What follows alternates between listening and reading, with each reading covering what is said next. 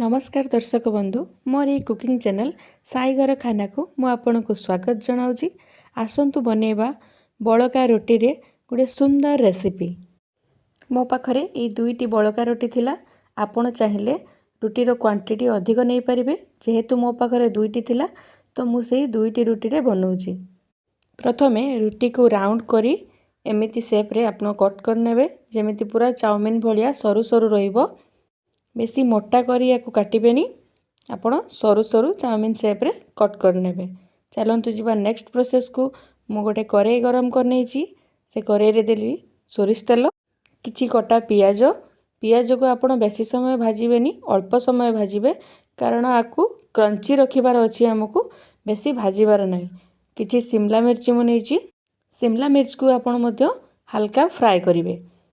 परे किछि देछि लूण, हलदी आउ अल्प लंका गुंड। मुझेतु मो पुओ पाई बनाऊँगी से अल्प लंका गुंड नहीं।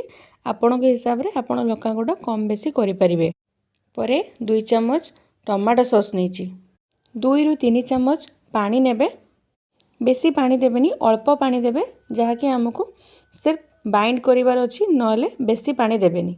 ताको किछि समय भाजी नेला परे आमे पके देबा रोटी को रखिथिले जो रोटी ताको किछि समय हाई फ्लेम रे भाजिबे, लो फ्लेम करिबेनी।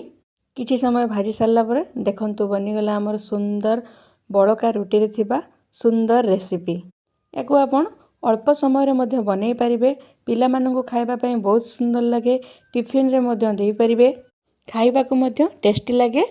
जदि वीडियोटी भलो लागिछि ताले वीडियो को लाइक, शेयर, सब्सक्राइब। जय जगन्नाथ।